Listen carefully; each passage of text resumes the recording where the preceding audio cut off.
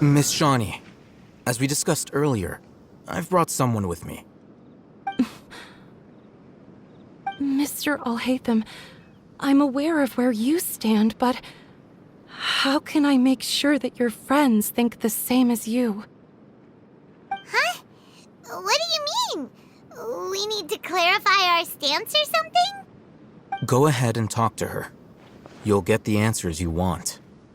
Go on. Earn her trust. Is it really that simple?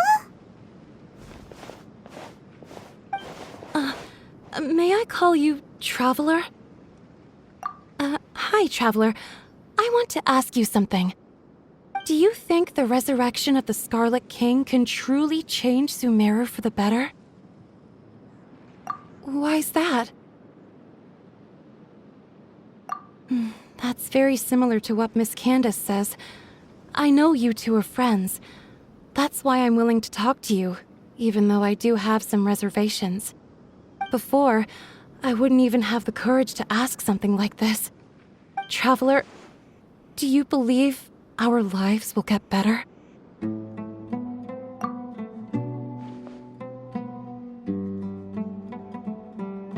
Yeah! We came here from another nation, so it isn't wrong of you to be weary. And we aren't really residents of any one nation. But even so, we've met lots of people from different places, and we've always fought for what we believed in. We have friends in Sumeru, and we want to help them. That's why we decided to stay here for a while.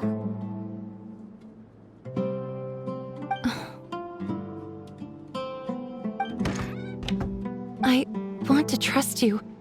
My apologies for posing my questions like that. To be honest, I didn't expect you to come back for more information. Alhaitham told us you have your reasons. It's okay. We understand. The fact is that only one side of my family is desert folk. I don't really fit in anywhere in Sumeru. Some believe in the Dendro Archon, while others believe in the Scarlet King. I don't belong to either side, and neither side would want me. Speaking of which, the radicals mentioned that they despise traitors. Do they just think that anyone who's different from them is a traitor? Yeah. Some people can be so narrow-minded when it comes to bloodline and beliefs. It makes no difference what I say or how I behave. I'll always be suspected of having ulterior motives. Slowly, I just stopped talking to people. I pretended not to hear or see anything. All I want is to live my life in peace. And then it happened. The village keepers who had helped me disappeared with no explanation, and I didn't dare breathe a word about it to anyone. Until now. You can tell them. I'm sure he'll keep your secret. All right. I'll tell you what I told Alhaitham. I actually have a sharper sense of hearing than most. Sometimes, I hear strange crying sounds in the night. There are ghosts? Perhaps. I'm not sure. It's faint, but it's definitely the sound of crying. It comes from far away in the distance, and always carries very raw emotion. It used to be louder and more frequent, but ever since you arrived in the village, it doesn't seem to happen as often, and when it does, it's much quieter. I have to focus really hard to make it out. I confirmed this with the guards on night duty. They also have someone with a good ear, and he's heard similar sounds at night. But because we're in the middle of a desert, he would rather believe that they are the cries of beasts than ghosts.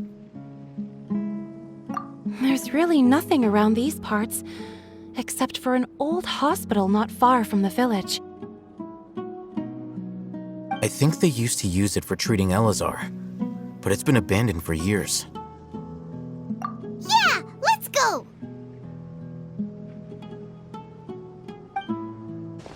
Ugh, is this the place? It's in terrible shape, and there's sand everywhere. Empty and forgotten. An ideal place to hide people. Monsters! Watch out! Yahoo!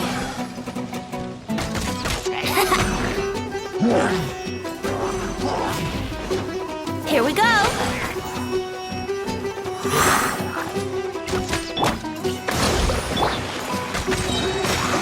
Think you can get away?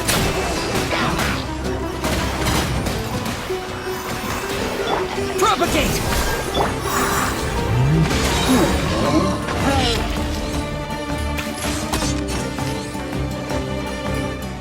Let's play!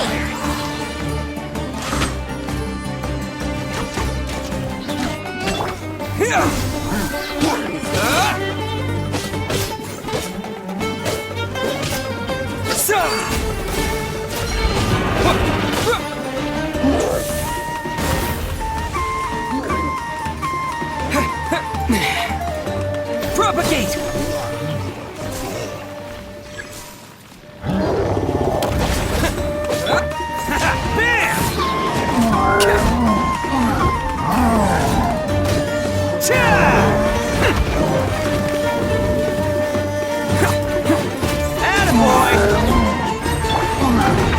Allow me!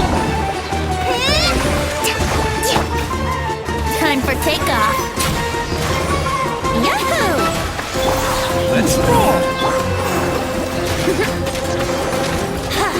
Here we go!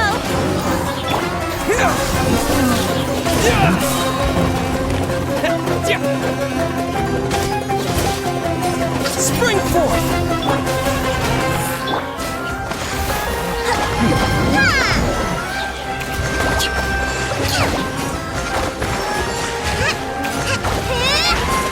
Torrent, bring refuge!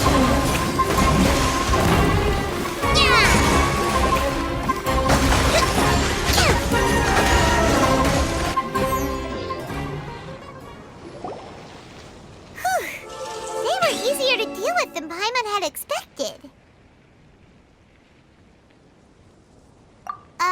Super strong bandits?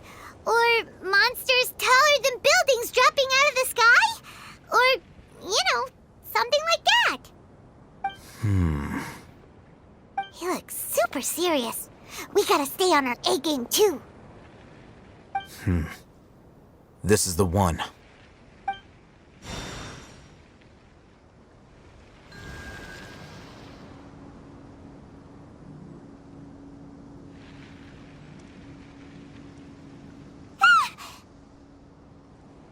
Let's go in and take a look.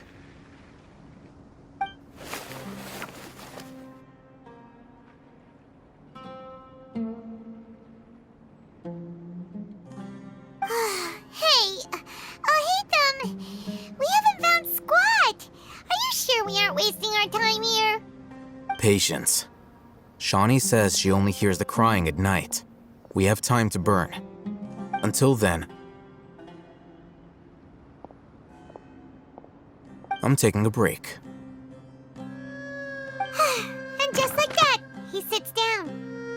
Wait, he even brought a book to read? What are you reading? Let Paimon see!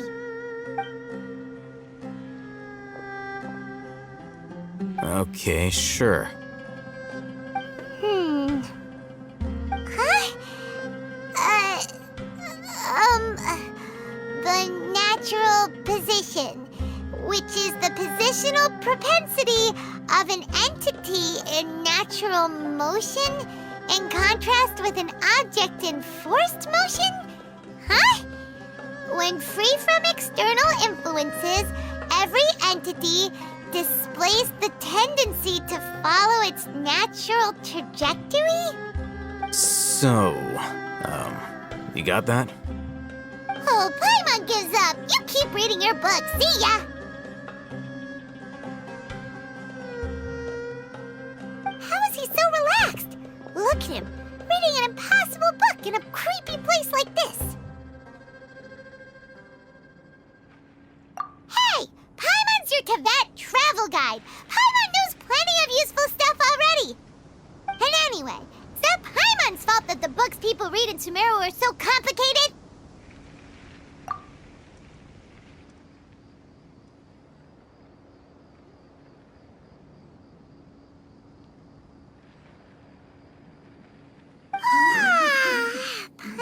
getting so sleepy. Huh? What was that sound? There it is. It's coming from that direction.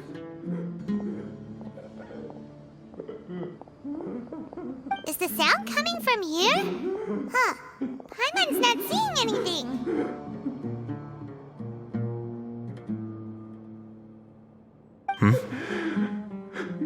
It's from below. But there's no way we can get down there. Something is off about the interior here.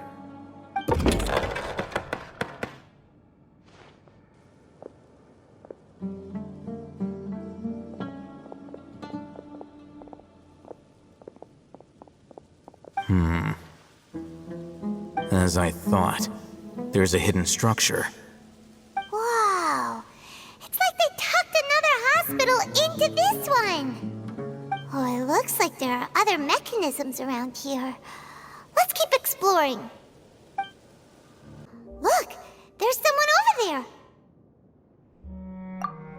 Good idea. Let's approach him slowly without alarming him.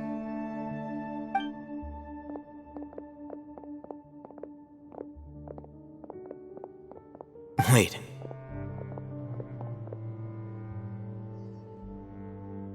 You're...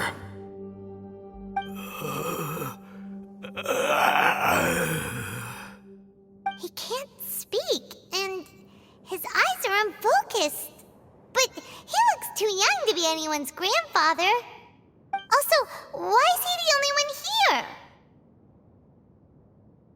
Didn't expect to see him here. You know him? He's Razak, a senior of mine at the Academia. He's a scholar too? Is he the kind that holes up in a forest and mumbles stuff about training? No. And that's the problem. Razak was never involved in any of those things. He never trained in the forest, let alone reach Satyavada life. Leaving that question aside for the moment, him being here alone means that we might be too late. Looks like they've already taken everyone away. For whatever reason, they left Razak here. Perhaps they simply didn't have time to come back for him. There are drag marks on the ground. They're clearer by the doorway. Someone was forcefully drawing a cart that was loaded with something heavy. Loaded with people? That is one possibility. It looks like they were in a hurry, as if they were afraid of being caught. In their haste, they failed to notice Razak hiding in a corner.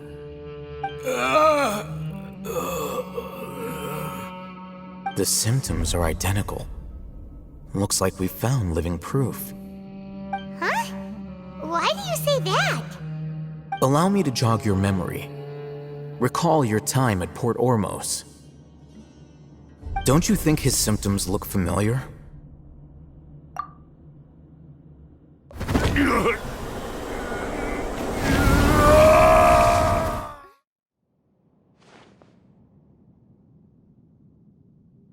Oh, now that you mention it, they're acting the same way. Correct. The Academia is behind all of this. It isn't difficult to deduce their rationale. First, the Academia spread a false rumor of the Scarlet King's resurrection, emphasizing the role of the village keepers, the mad scholars who were exiled to Aru village. These rumors were all the persuasion that the radicals needed, and those based in Aru village leapt into action. Unbeknownst to them, of course, through rounding up the scholars, they were actually helping the Academia. As well as being able to exploit the radicals for their own ends, this scheme has one further advantage to the Academia. All the risks and responsibilities are offloaded onto the Scarlet King's followers. Life for the desert dwellers has been brutal ever since the Scarlet King's death all those years ago. Beneath the surface, feelings of desperation are widespread. Many would give everything they have for the prospect of something better. Anyone looking to exploit that for their own ends simply needs to make a few empty promises. Even if complications arise, people will see that those involved are all followers of the Scarlet King and look for no further explanation than differences of belief. A deep-seated mistrust of the desert and everyone in it by the rest of Sumeru will make sure of that. The notion of an academia plot wouldn't even cross their minds. It may seem like a simple strategy, but it is able to work wonders under Sumeru's current circumstances. Oh, that makes a lot of sense. It's in line with the village chief's theory, too. But there's still one very important question. Wasn't it the academia that brought the scholars to Aru village in the first place? Why does it want them back now? Throughout this process, one thing has changed: the scholars' identity. First, they were scholars. Then, they became lunatics. After that, they were exiles. And finally, they become missing persons. An exile is still patently a living, breathing human being. But when someone becomes a missing person, that is brought into question. If you can't find someone, you have no way of knowing what exactly happened to them. That makes missing people an ideal resource. Resource? For what exactly? One possibility is that the information in their brains could be extracted into knowledge capsules. Extracted? You mean canned knowledge comes from people's brains? With the technology of the Sumeru Academia, it's entirely possible. Perhaps the process caused them great suffering, which is why they cry out in the dead of night when no one is watching them. So, the human brain... Nope, nah, Paimon doesn't want to think about this. I'm the Academia scribe, after all. I'm familiar with their projects. Anyway, judging by Razak's state, the contents of a divine knowledge capsule were extracted from his mind, but something went wrong in the process. Or perhaps his curiosity got the better of him, and he used such a capsule for himself. Paimon's a little confused. Can they just use anyone's brain?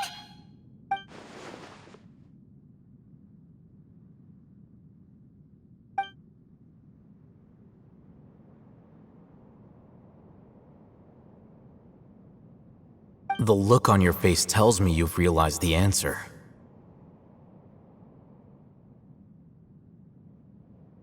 That's right. To some scholars, gaining knowledge about the gods is their entire life's pursuit. Extracting canned knowledge is just one of the extreme measures they turn to. However, I can't help but wonder, what do they seek to gain from divine knowledge? The Academia is going out of their way to look for forbidden knowledge, but what is their ultimate goal? I've spent quite some time trying to analyze the contents of the divine knowledge capsule, but to no avail. It seems like my way of thinking is too different from theirs. You mean you're not even slightly interested in getting your hands on this forbidden stuff? All scholars seek to expand the horizons of knowledge, but I'm not particularly interested in gods, so I don't share their degree of zealotry. Extracting information from people as if they were lifeless objects? If this is the direction of academic progress, then the Academia may as well shut its doors. Sounds like you're really against all this.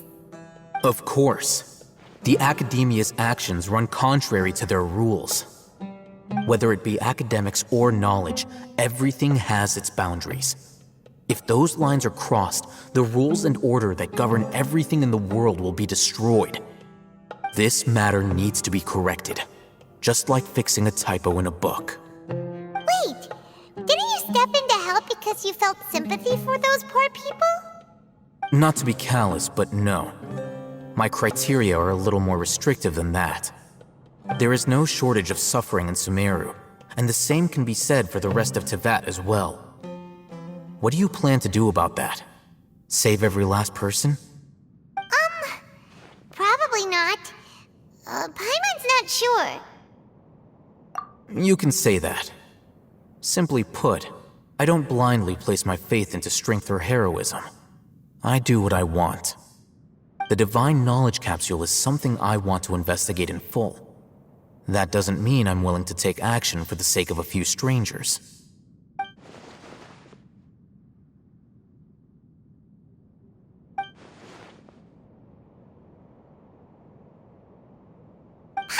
wanting to say this for a while. There are a lot of bad guys in the academia, but you're not one of them. You're their weirdo. You're probably right. Though I must say, I quite enjoy this feeling of being the odd one out. Uniqueness is also an asset, is it not? Wow, that's a great way to think about it. Paimon's really impressed. If only Miss Shani had a similar mindset, her life would definitely be a lot easier. I'm just a more likable person than her in general. There's nothing more to it than that.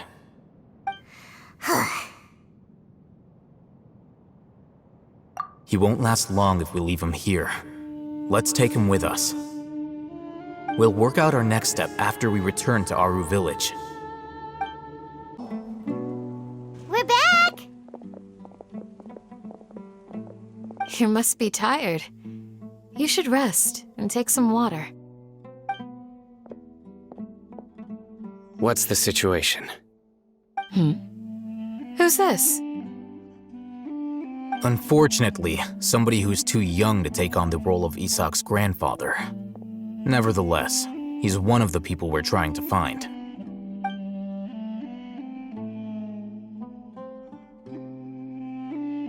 So, at one point in time, the abandoned Elazar Hospital served as the Academia's site for extracting divine cant knowledge. Yep, pretty much. Their plan must have been implemented at some point before we arrived at Aru Village, since divine cant knowledge has been in circulation for a while now. Yet, they fled once we were headed to the village, almost as if they knew we were on their trail. Why is that?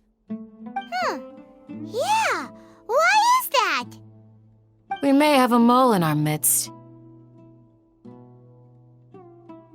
One of us could be secretly revealing our whereabouts to the Academia. Huh?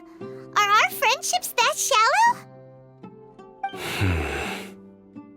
Looks like none of you have realized wherein lies the issue. Sino, you're the reason why they can predict our movements. Wait, what's that supposed to mean? Choose your next words very carefully. It is simply a logical inference. I have my reasons. So what you're saying is, Sino's the mole. Interesting. And here I thought you were the most suspicious one, Al-Haytham, since you were always acting alone. I know. You have a point, but I realized something as we were returning from the hospital. Sino isn't like any of us. What are you trying to say? Do you still remember who you are, General Mahamatra? As a Matra, you are no doubt privy to certain kinds of information. Before you can take action against someone, you are required to have all the facts available, including the less than savory details. Simply put, the Academia has traditionally allowed you access to a wealth of sensitive information. Knowing their modus operandi, wouldn't you expect them to take precautions against you? If you want to raise a vicious wolf, you need to make sure that you can avoid its bite. The Academia is monitoring me? It's not that simple. The Academia has eyes all over Sumeru, but they have a special protocol for dealing with you. Every so often comes a Nyagarbaha Day. On this day, the Academia enters new information into the Akasha through knowledge capsules. I remember seeing a thick notebook next to the control panel once. Its contents were all about the General Mahamatra, his activities throughout the day, preferred methods of enacting judgment, everything. You're saying that the Academia entered my information into the Akasha too? But what's the point in doing that? My actions aren't important enough to be added into the Akasha. The Akasha is capable of computation. The Akasha's algorithms are entirely capable of predicting your movements using the data entered. When you would depart, the route you would follow, your destination. It knew all of this. It predicted my every move. The Academia has been watching you longer than you think.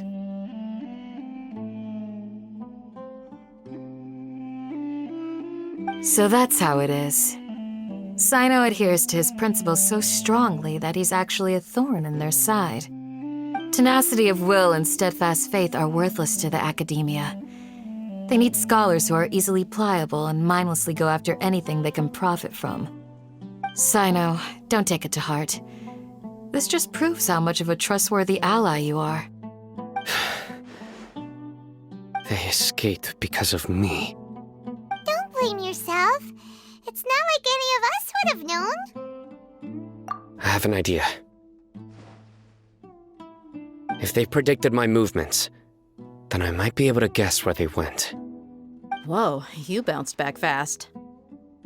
There is always an opportunity for safety after danger passes. Oh, so that's how it is! Paimon gets it now! If the Academia is trying to avoid Sino, then the safest place would be... Yep, that's right! They'll want to proceed in the direction opposite of where I'm going.